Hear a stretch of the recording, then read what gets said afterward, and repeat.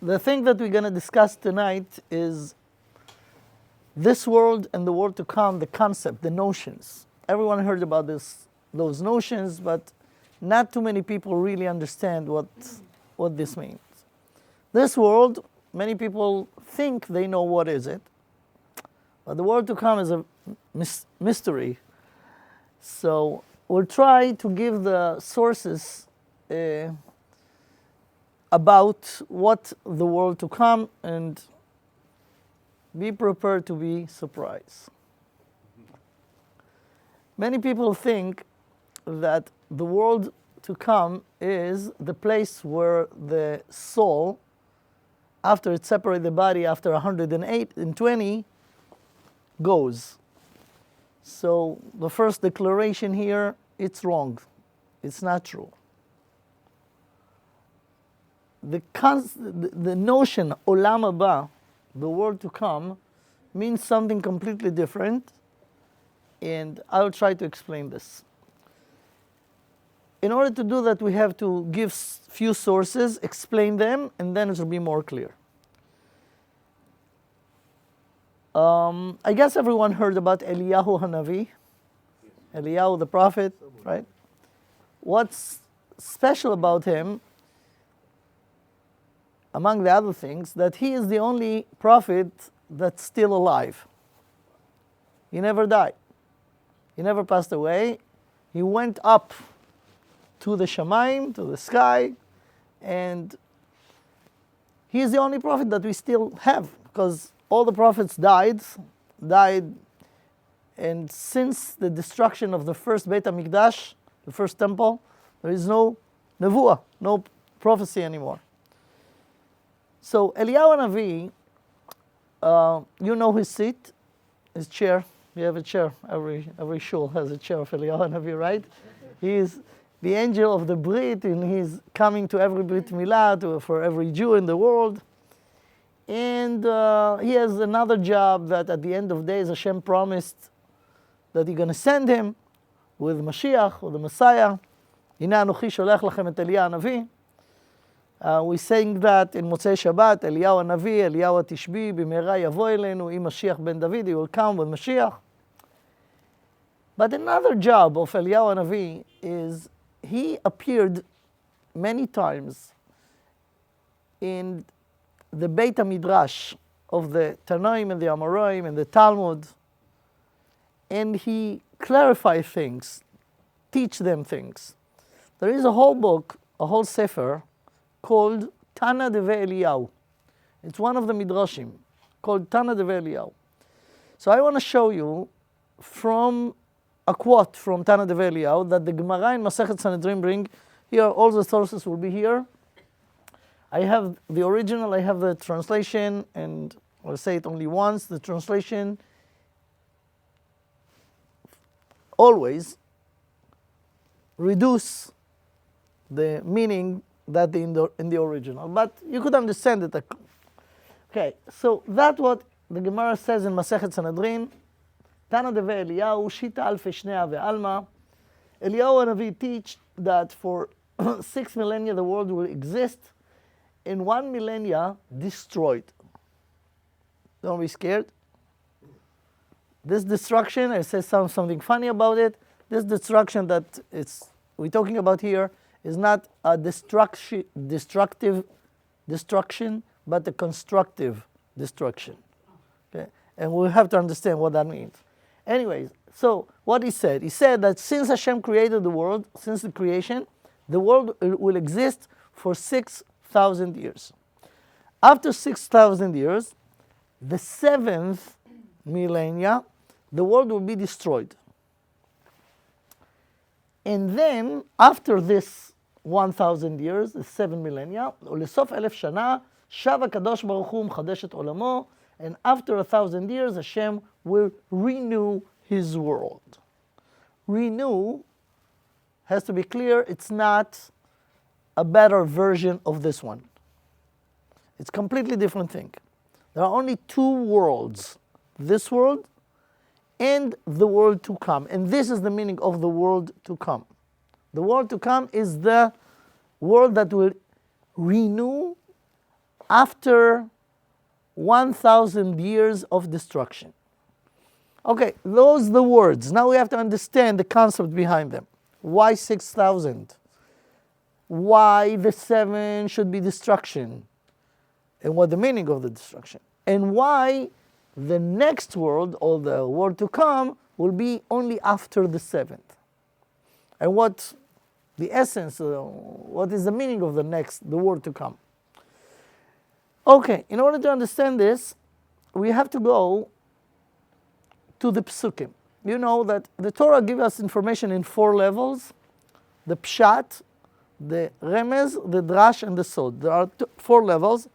The simple understanding, which you read the psukim, you understand whatever you could understand from it. This is the simple. Then there is deeper level called deeper realm, if more accurate to say, called hint, remez, hint. Then there is a deeper remez, a deeper level called drash, the midrash. What we just saw, this is a midrash. That's the 3rd level. And there is a 4th level, 4th realm called secret. This is the Kabbalah, the secrets, okay? So after we saw this, and we do not, of course, really understand it, we have to go back to the pshat, to the simple understanding. Where all of this written in the Torah? You'll be surprised. You're saying it every week, at least once, in the Kiddush. In Sefer Bereshit, the creation, right? There is a description of the 6th day of the creation. And then we said, Vayechulu, right? So you know Vayechulu. Let's see Vayechulu. Vayechulu השמיים והארץ וכל צבאם. ויכל אלוקים ביום השביעי מלאכתו אשר עשה, וישבות ביום השביעי מכל מלאכתו אשר עשה, ויברך אלוהים את יום השביעי ויקדש אותו, כי בו שבת מכל מלאכתו אשר ברא אלוקים לעשות. This is the description of what happened in the 7th day of the creation. So what happened? Nothing. The entire creation was in the 6 days that was before. When Shabbat entered, Vayechulu was finished, was done. So in the 7th, nothing happened. Everything that happened in the 6th that was prior to the 7th. Therefore, it says over here, look at the red words. ויכל אלוהים ביום השביעי מלאכתו אשר עשה. What עשה? He had done. In a past term, right? Why? Because the 7 comes after the 6. And the things was done, the creation was done in the 6 that was before. So the word asa in past term mentioned here twice. מלאכתו אשר עשה, וישבות ביום השביעי מכל מלאכתו אשר עשה, that he did. But the word asa, did, mentioned again here at the end. אשר ברא אלוקים לעשות. But this asa is not in terms of past, but present or future. לעשות is to do in the future. See, the translation here is not exact. Create, to do, to make. Why to make? Everything was done. So it should be also עשה, אשר ברא אלוקים ועשה, that he did. What's the to do or to make? So I want to show you what the Ramban says about this. Ramban Nachmanides, Rabbeinu Moshe ben Nachman. He has all commentaries on the Torah, every pasuk, every verse, and that what he said, it's very long what he said. I want to show you only a few lines. He relates to the fact that the Torah changed it from asa to la'asot, and that's what he's saying. Look. אשר ברא אלוקים לעשות, ודע, and you should know, כי נכלל עוד במילת לעשות, that including in the word to do, that כי ששת ימי בראשית הם כל ימות עולם. The 6th day of the creation represent all the years of the world existence. כי קיומו יהיה 6,000 שנה, because its existence will be 600 years. Therefore, it's not speaking in the description of the creation just about what happened in the creation. It speaks also about the future. And according to what happened, what he's saying here, every day in the creation parallel to 1,000 years of the history. Now, I do not want to go now into the question, how old is the universe? But according to this, the universe should exist only 6,000 years. In order to be focused, do you know what's the date today? How many years passed?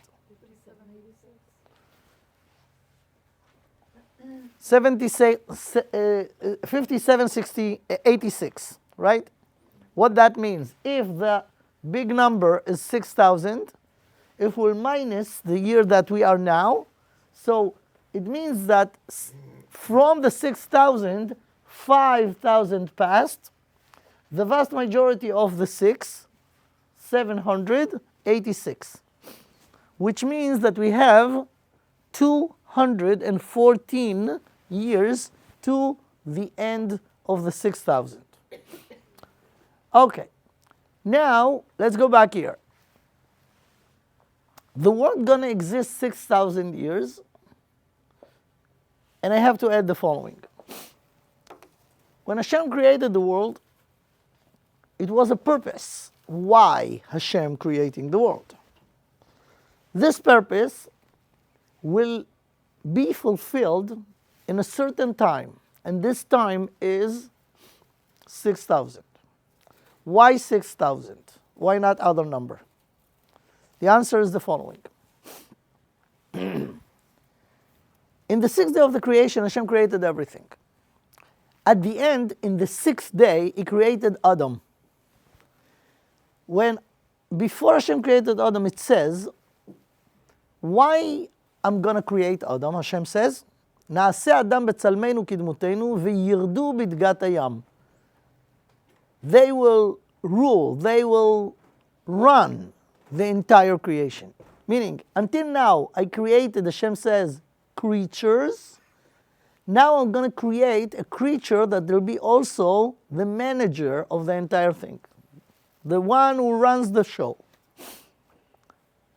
In order for Adam to run the show, to be the manager, Hashem gave him a special, unique, exclusive gift called free will. You have to know that only human being has a free will. All the other elements in the universe has no free will. They're actually robots, that there is a program who programmed them. You know how it's called? The laws of nature. The laws of nature dictate how every element will manage, will go, will function, right? We are the only one that in certain areas we have no laws of nature to dictate us what to do. I'll give you an example to understand. A person could face a situation and he could react to it this way, or just the opposite, and all in between. And it's up to what? His want. This is the free will. There is nothing like this in the entire elements, in every other element in the universe. They do not have free will to do this or that. They have to do what they have to do because they're programmed. Now, Hashem gave Adam and Chava, free will, and He gave them a commandment. He put them in Gan Eden, the Garden of Eden, and He told them, from this tree don't eat. Now they have a free will, either to listen or to deny. They denied. When they denied the instructions of Hashem, they have the opportunity to make Him the king. To say, you are the authority, whatever you say, we're doing. But they have a free will not to, and they chose not to, meaning they said, you are not the authority. What will be the authority? This snake. Okay? That caused the biggest tragedy and destruction in the entire world. Remember, Adam is not just a person. He is the manager of the show. If he will, it's like a driver that if he will make a mistake, he will destroy the car too, right? So he destroyed the car. He destroyed the world. So you have to know that the world that you know now, the world that we part of, is not the world that Hashem created. It's the ruined one after the sin of Adam and Chava. Now, the ruin was in all part of the universe. The physical part of it and the spiritual. In the universe and in a human being. Hashem told Adam and Chava in advance, if you will not listen to me, you're going to die. Which means that if Adam and Chava was listening to Hashem, was no death in the world. Everyone will live forever. The death was one of the impacts of the results of the sin. But not just for Adam. Because Adam is remember the parable of the driver of the car? When he made an accident, he didn't ruin himself only, he ruined the car. So the same way that Adam has to die, the world has to die. Now, what Hashem told him, ביום אכולך ממנו מות תמות. At the day, meaning at the moment, right when, if you will eat, you will die. Adam and Chava ate and they didn't die. Not at the moment and not in the same day. It says actually that they lived for a long time. Adam at least, 930 years. And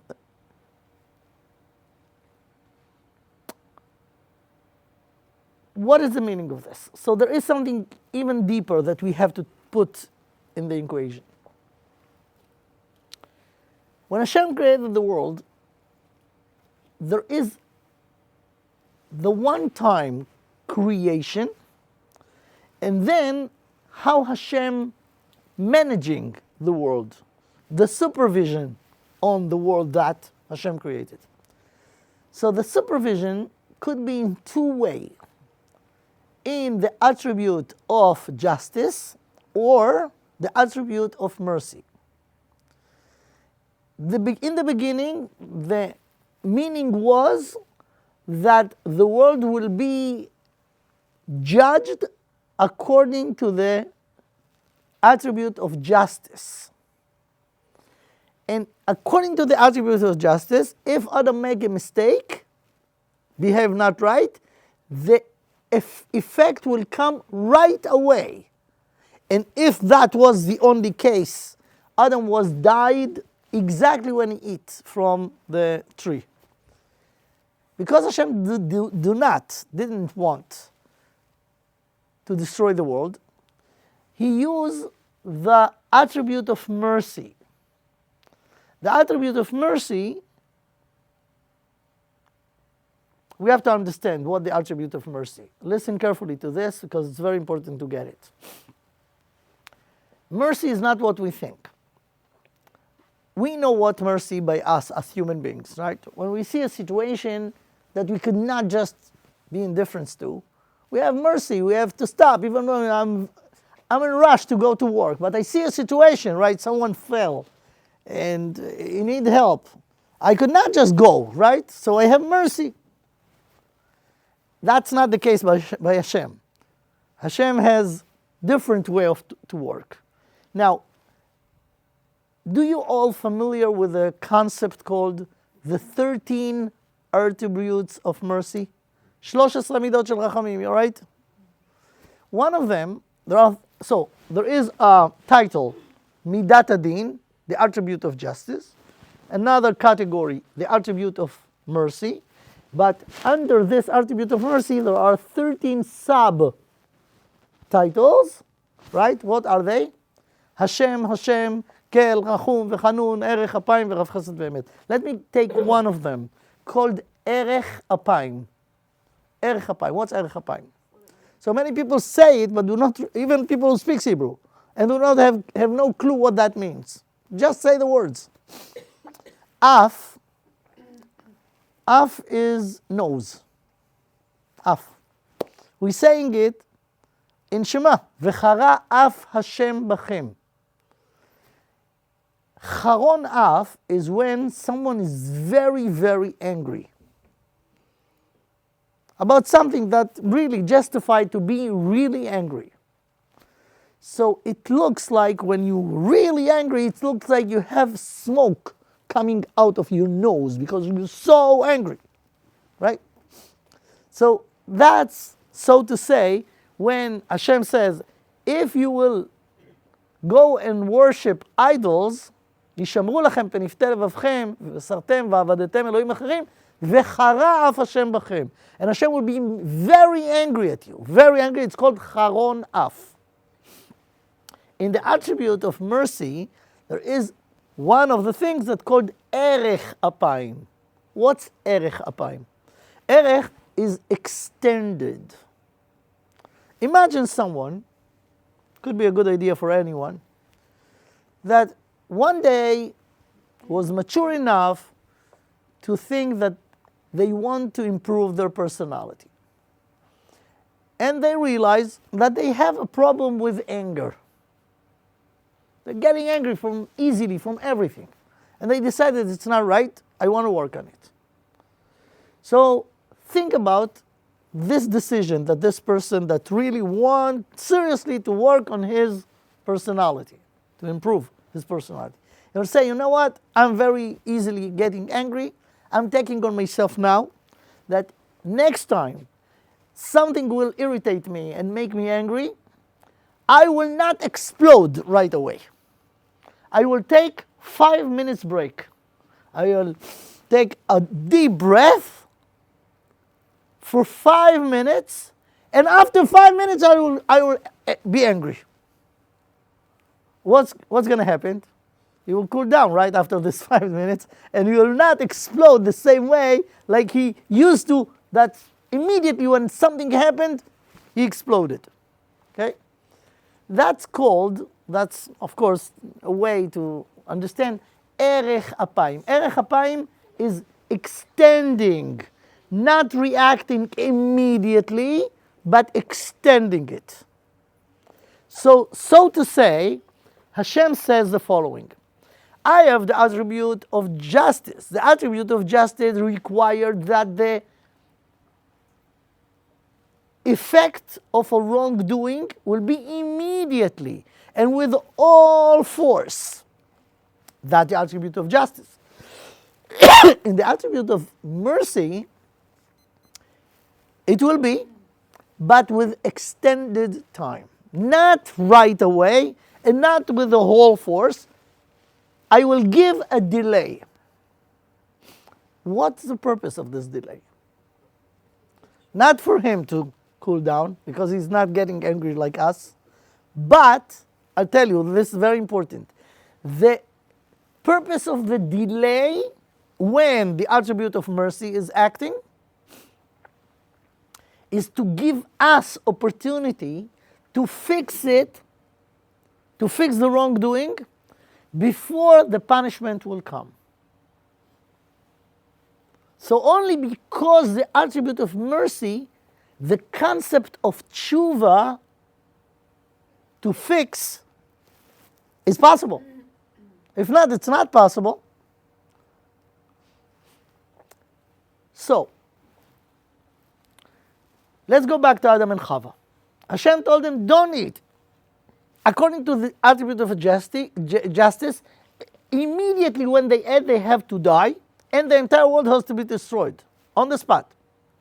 Hashem didn't want to do it, so he used the other attribute, the attribute of mercy.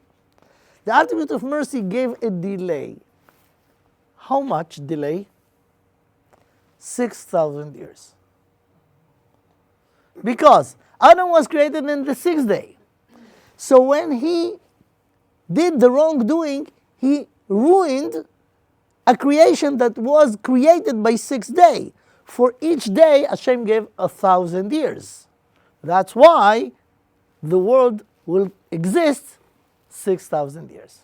For what?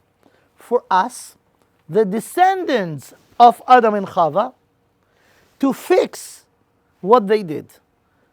And if you ask why I have to fix what he did or they did, you have to know the big important information. Each one of us has a neshama. And the neshama of every human being, since Adam and Chava to the end of days, is included in the big neshama of Adam and Chava. Actually, when Hashem created Adam, first Adam without Chava yet, in the beginning, it says, "Vayitzer Hashem Elokim et Adam afar min ha'adama." Dust from earth, he built the body of Adam, and to this body he put a soul. Vayipach be'apav nishmat chayim. Hashem created only one soul, the neshama of Adam. Later on, when he created Chava, it's the description in the Torah that he separated the body of Chava from the body of Adam. But from where come the neshama of Chava? So the Torah do not relate to this. In the Pshat, in the Zohar, it said, the Kabbalah says that Hashem took this one neshama and divided it to two. The male part stayed by Adam, the female part was given to Chava. So it means that Adam and Chava are actually two bodies that came from one body and two neshamas that came from one neshama. Now, when they chose not to listen to Hashem, they ruined the body and they ruined the neshama. The body, because of something called in the Kabbalah Zohamat HaNachash, which is the impurity that the Nachash, that was the impact. Therefore, the body could not exist forever and has to die. The body. What the damage that was to the neshama?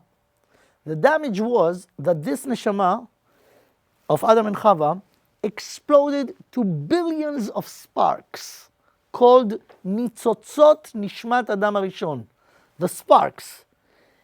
If you take all the sparks and put them back together, it will be the neshama of Adam and Chava. Each one of those sparks will come to this world during the history and will enter the body of a fetus, which was each one of us once. Remember, we was fetus once, right?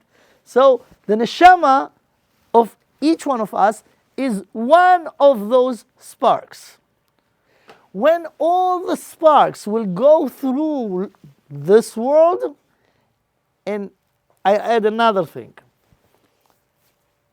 No one of us choose to be born at all.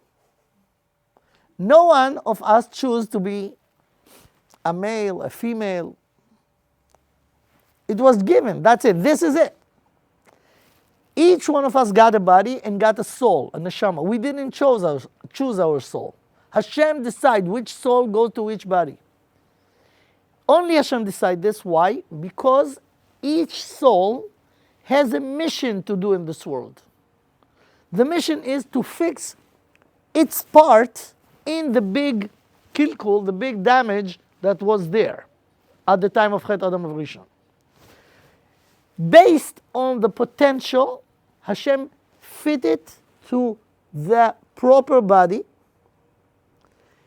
and Hashem decide how long this person will live, what's gonna happen to this person during his life, what challenges, everything. And all of them are actually what called the tikkun, the fixing, the mission.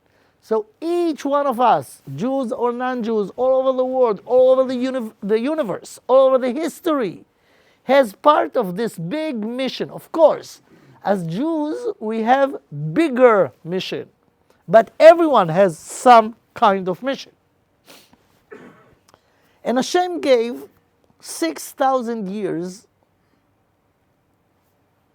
to fix what was. Could you imagine what was the damage that you need 6,000 years and millions, billions of people to go through whatever they're going through in order to fix this kilkul, this damage that was. So this is the information in the Kabbalah, and look what we did now. We started from Tana Develia, which is the Midrash, and we went to the Psukim, the verses, the Psukim in the Torah, and now I add the information from the Kabbalah, and now we could understand the concept. After 6,000 years, everything will be fixed. The way to fix are two ways, basically, for every person. Again, Jew or non-Jew. Either by choosing to do right things, using the free will right, and that comes with the commandments, the mitzvot that we have. For the Goyim, it's 7. For each one of us as Jews, 613. And the more we choose, we face challenges about this mitzvah, this mitzvah, this mitzvah, we fixing. That's one way. The Goyim has the 7 mitzvot, and they also have free will in this, to do right or to do wrong. The other way to fix is by suffering. So it's either doing constructive action to fix or suffering. The suffering will take away the damage that happened by Chet Adam Rishon. After 6,000 years, everything will be fixed, and we could go to Shabbat. Right? Because remember, we have 6,000, and I told you, don't be scared, right? 6,000 years, and then will be 1 millennia that the world will be destroyed. And I told you that this destruction is not a destructive destruction, but a constructive. If you want to really try to relate to this, think about Shabbat. What we do? Why Shabbat called Shabbat altogether? Because we are stopping to do the regular things that we did in the 6 days. So that's what's going to happen for 1,000 years. It will be 1,000 years of Shabbat. Now, Shabbat could be very enjoyable for people who knows how to keep Shabbat. It will be miserable for people who never keep Shabbat, and for them, this is forbidden, this is forbidden, I feel like in jail, I could not know anything. So, the 7 millennia is a good Shabbos. It's a big Shabbat, big 1,000 years of Shabbat. What do you do in Shabbat? You know, you take a vacation from doing physical things and have an opportunity to flourish your spiritual part. Okay, if you do it right, you enjoy every Shabbat, and everyone who enjoy every Shabbat for sure will enjoy the 7th millennium. Yeah, what do you want to say? Does it have to be after 6,000 years, or is it possible for it to come early? You know that sometimes we not getting Shabbat right when it's dark. We getting Shabbat a little bit more earlier, right? Yeah, it could be earlier. Like, we're always told to do things to bring Mashiach, but does it make a difference what we do now? If automatically after 6,000 years it's going to come? I'll speak about Mashiach soon.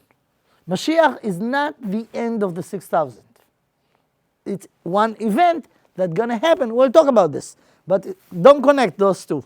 But of course, the same way we accept Shabbat before, when still in Friday it's not dark, could be that we will go to the 7 millennia earlier. And if we do more good choices, do we get less suffering, or it's not up to us? Absolutely.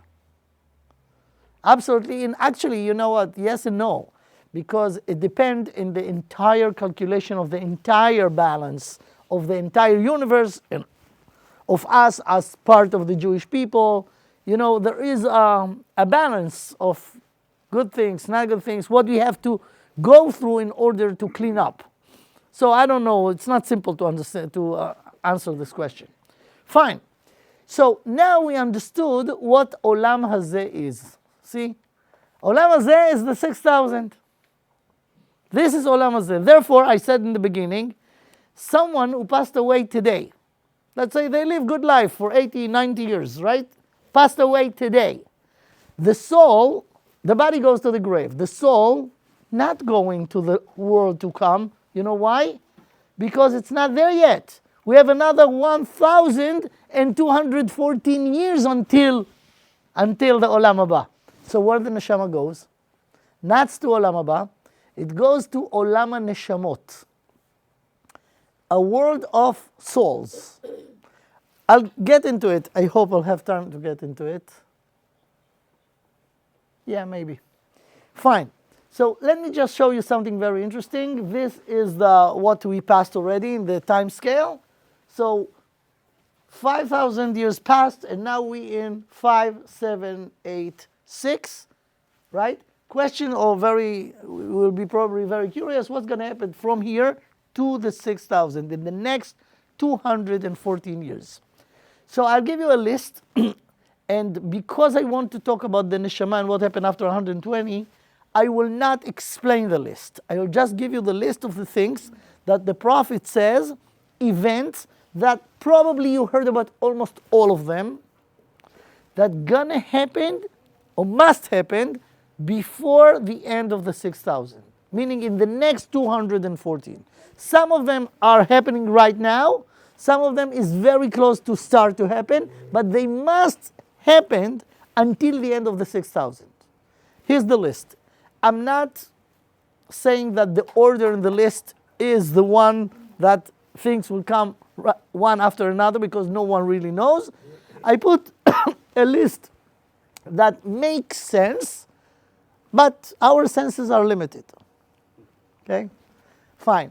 So this is the list of the things. And again, I'm sure that you heard about vast majority of them. Okay? There is something called kibbutz galuyot. In gathering of the exile, the Jewish people are scattered all over the world for a long time, close to 2,000 years since the destruction of the second temple. But some Jews are, even before that, are all over the place. Kibbutz galuyot, when the Hashem promised in the Torah and the Nevi'im speaks about it in many places, that Hashem will gather all the Jews back to their place, which is Eretz Israel. Now, what we have to know about it will be in two parts. The first step will be partial, meaning Jews from all over the world will come to the land of Israel. The situation is very close to what happening now. There is no group of people ever in any place in the world that do not have some representative who decide to choose to go and live in a land of Israel. But this is only part one. Part two is total. Total meaning no one Jew will be left. The Nevi'im said that clearly. Lo otir od mehem sham. No one will be left out of Eretz Israel. So this is one of the things that the prophet says that Hashem told him it's going to happen. And it must happen until the end of the 6,000. Okay, this is number one. Number two is flourishing the land of Israel. The land of Israel in its essence is very good land. Eretz zavat chalav udvash. But Hashem said, if the Jews will not behave when I'll give it to them, they will go to exile, the land will be deserted. And that's exactly what happened. After the destruction of the second temple, the Jews scattered all over the world, the land of Israel became deserted, slowly but surely, and only recently, about 100 years ago, when the Jews start to come back, it started to flourish again.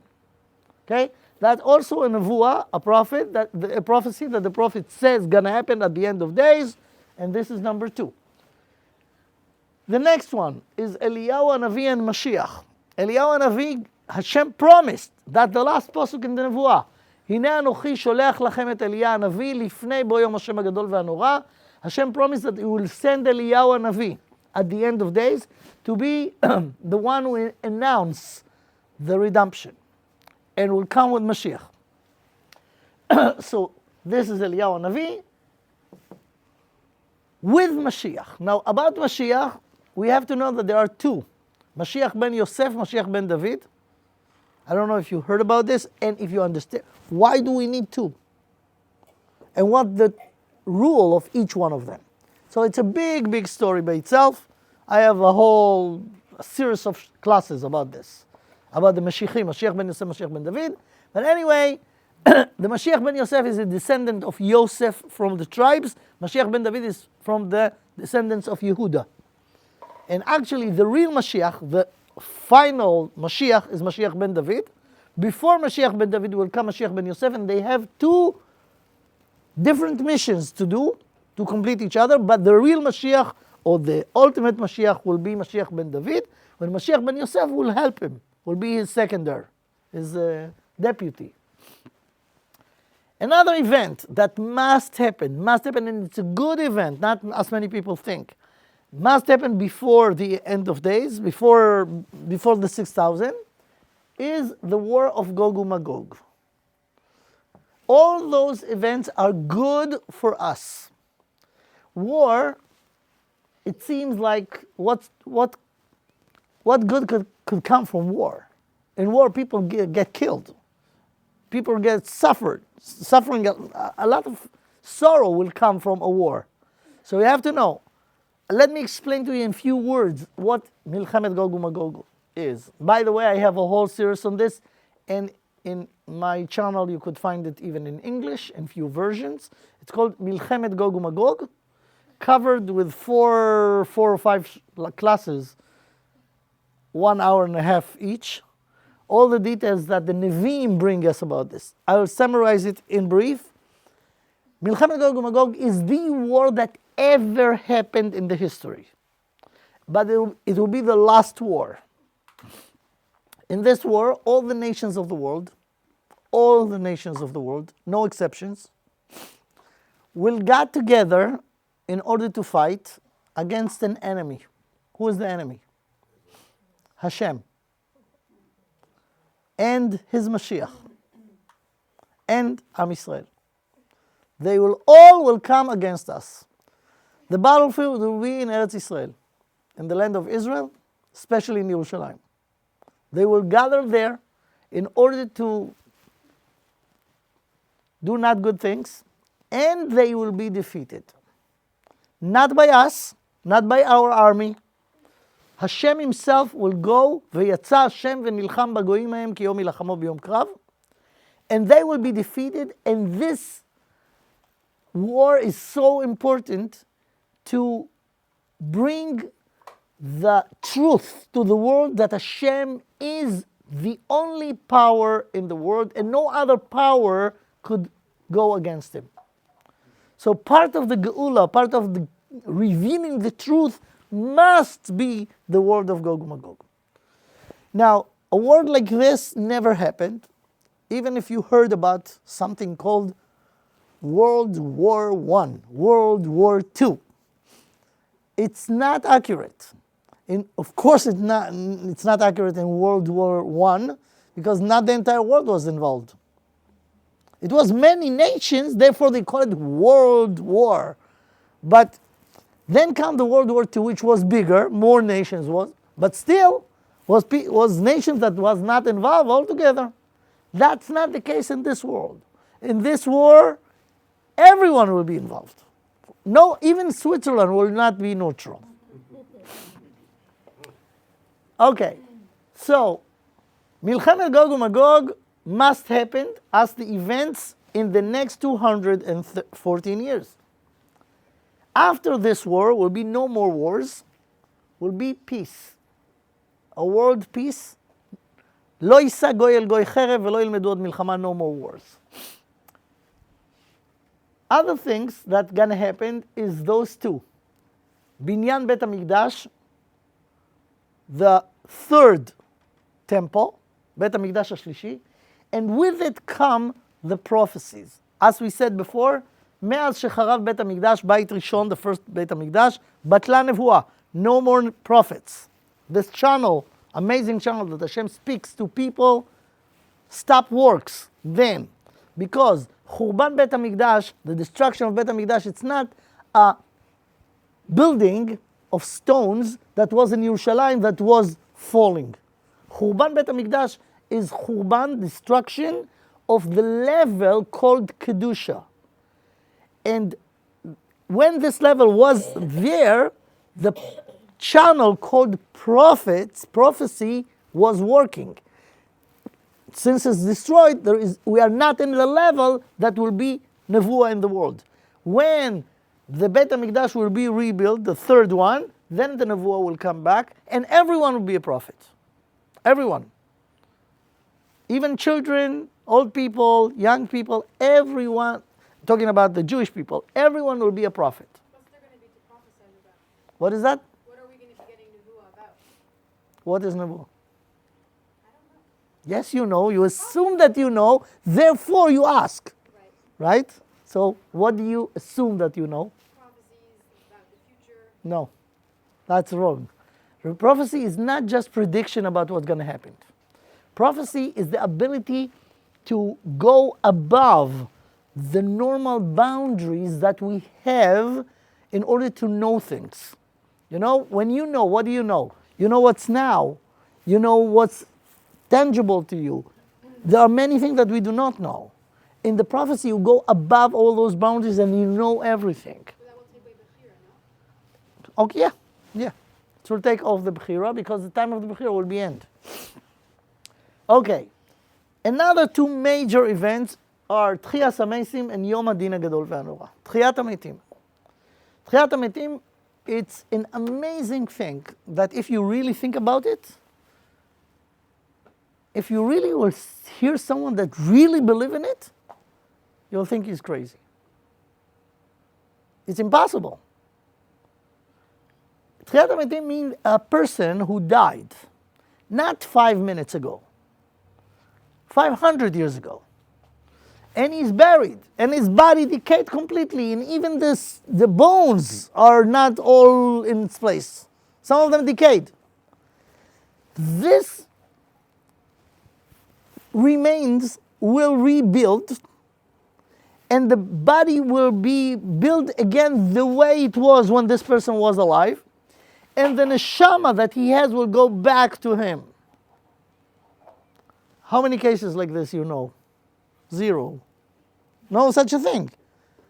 Our human experience knows that people who died, they were alive before then they died, but there is no reverse. We have to know this is one of the 13 principles. We're saying this every day, at least 3 times in the second bracha of 18. ונאמן אתה להחיות מתים, ברוך אתה השם מחיה המתים. So we believe in the impossible. You know why? Because we are impossible. And our history is impossible. אבל אם אתה מאמין בבריאה, אז מה כל כך קשה להאמין בתחיית המתים? לא קשה. מי אמר שקשה? It's impossible. If the creation of the world happened in 7 days, in 6 days, what would be impossible for us to believe that? Because it's impossible because we used to think that things that we understand and things that we're experiencing, this is reality. And here we're talking about something that we are not experiencing. It's against all what we know that's possible. And yet, of course, we believe in it. But we believe in the impossible. And every Jew should believe it. And every Jew who has doubt about it or deny it, הוא כופר בעיקר. He's not Jew. הוא הוציא את עצמו מכלל ישראל. You have to know that. Anyways, תחיית המתים mentioned in the Tanakh. We sang it, as I said, 3 times a day in every תפילת 18.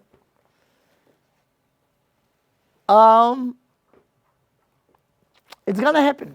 Now, what actually is תחיית המתים? That people who lived during the history and died will come back. Will come back and their body that they used to have will rebuild. What for? And that will be very close to the end of the 6,000. And the question is, if the world is going to be destroyed, what's the point to revive people? What's going to happen with them in the 1,000 years that the world will be destroyed? And we have to understand also what is the meaning that the world will be destroyed. So I'll try to explain this. But anyways, the purpose, the tachlis, the purpose of Tchiyat HaMeitim is Yom HaDin HaGadol VeHaNorah. יום הדין הגדול והנורא is the day of judgment, the day of judgment, that will be at the end of the 6th millennia. What will be the judgment about? The judgment will be about who from all the people that lived during the history has a portion in the world to come, and what portion. This is the judgment. And because the judgment will be is so crucial, it could not be without the person. Therefore, Hashem will recreate this person in order to put him in this judgment. Now you have to know, let me calm you down a bit. The Mishnah says, famous Mishnah, כל ישראל יש להם חלק לעולם הבא.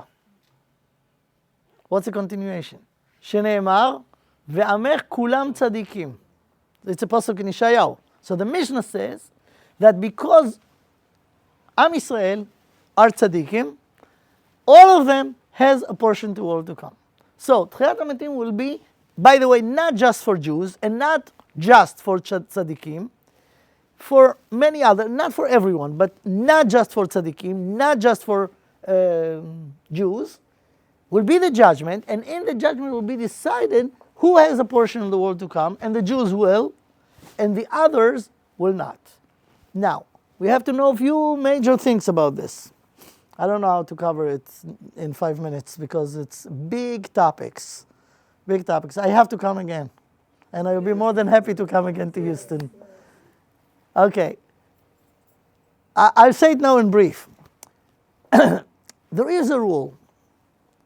Every time that you find in Chazal, in the Midrashim, in the Gemara, the word kol in the beginning of the sentence, kol Yisrael yesh lahem chelek la'olam haba. Kol is a klal, is a rule. Now, rule has rules. Okay? There is a rule about rules. לכל כלל יש יוצא מן הכלל. Every rule has exceptions. But, okay? So, this rule, כל ישראל יש להם חלק לעולם הבא, it means that if you Jewish, born Jewish or converted right, you Jewish, you have a portion in the world to come. But it says כל. So the Mishnah continue, and this part not too many people knows, but the Mishnah has continuation. Okay, let me quote you the Mishnah. כל ישראל יש להם חלק לעולם הבא שנאמר ועמך כולם צדיקים לעולם ירשו ארץ נצר מעשה להתפאר. ואלו שאין להם חלק לעולם הבא, and there is a list of those that even if they Jewish, they do not have a portion in the world to come. Why? Because they did very, very negative, severe things that takes away themselves from the world to come. It will be the minority of the minority, but there is such a thing. Now, another rule about this rule, כל ישראל יש להם חלק לעולם הבא, and there is an opposite rule for the nations of the world. כל אומות העולם אין להם חלק לעולם הבא. But again, there are exceptions.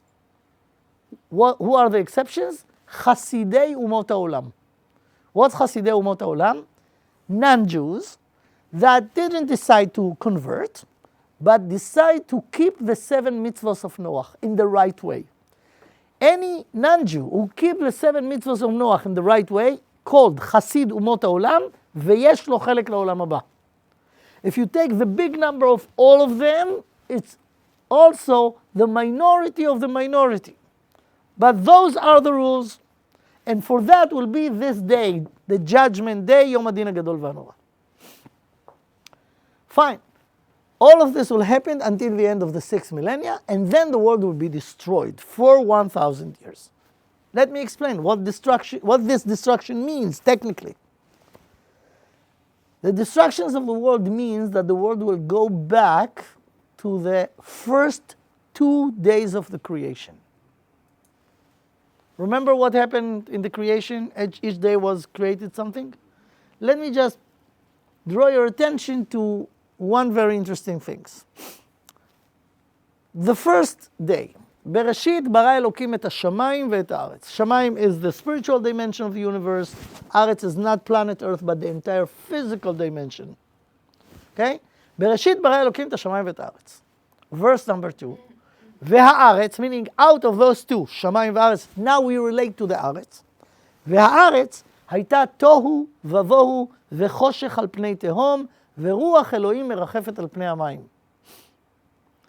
This thing called הארץ, which is the entire material that Hashem created, was covered with water in the first day of the creation, covered completely with water, and it was dark. Then Hashem says, ויאמר אלוקים יהי אור. So, it was light, but still everything was covered under the water after Hashem created the world in the first day. Second day, ויאמר אלוקים יהי רקיע בתוך המים ויהי מבדיל בין מים למים. He took the water and he divided it to two. He made a divider called rakia, and there are water above it and water under it.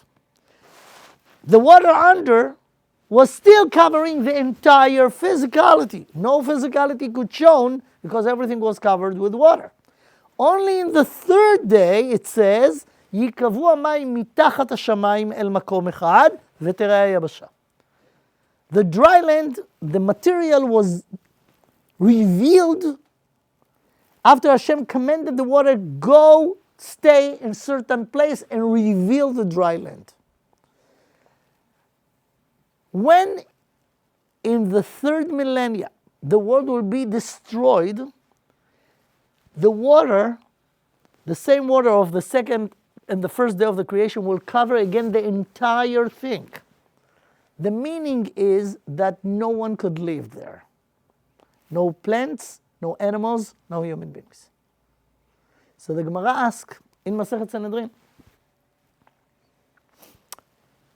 if will be Tchiyat HaMeitim at the end of the 6th millennium, and will be a big miracle that people that died will be revived, and the neshama will go back to them. When the Shabbat will enter, the big Shabbat, the big 7 millennia, and everything will be destroyed and go back to water in water, how they could exist? Are they going to die? The answer is no. The Gemara brings an answer, but it has to be explained, and I don't think we could do more than that now. The Gemara says like this, Ve'otam tzadikim, and those righteous that have a portion in the world to come, what they gonna do at the 7 millennia? How they gonna exist? HaKadosh Baruch Hu, Hashem, will make them wings, and they will hover over the water. Of course, we need to explain this. What are wings? Today, we have human beings, we have animals, we have fish, we have also birds. Birds are physical animals, and in order to exist, they need to eat. They coming here to eat seeds and stuff, right, in order to exist. But the benefit of the birds, that the birds has an option that we do not have to disconnect from Earth for a certain time. They're flying, right? They're not connected to the ground. They could fly over water too. For how long? Depend how strong their wings are, right? They are huge birds that could stay longer because they are strong and they have bigger wings. So the wings represent ability to exist as a physical entity, not connected temporarily to the ground. Okay? So Hashem will make those tzaddikim that have a portion of the world to come, staying disconnected from physical ground the way we know it now for 1,000 years. Hashem could do everything. This is the meaning that He will make them winged, not physical, literal wings, but make them ability to exist without being dependent in the ground for 1,000 years. This 1,000 years is not part of the world to come. It's part of this world, like the Shabbat is part of the 6 days before.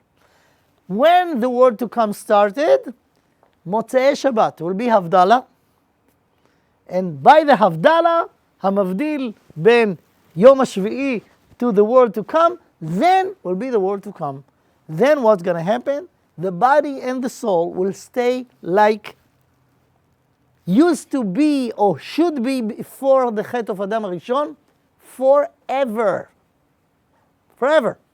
And this is the world to come. Okay, I thought that I could cover also what happened to the neshama after it leaves the body in this world, but we do not have time for that. So write it down. Tell Rabbi Yacobian that I have to come again. I don't know when, I hope soon, to talk about החיים לאחר המוות. What happened to the neshama after. But that's what we could cover.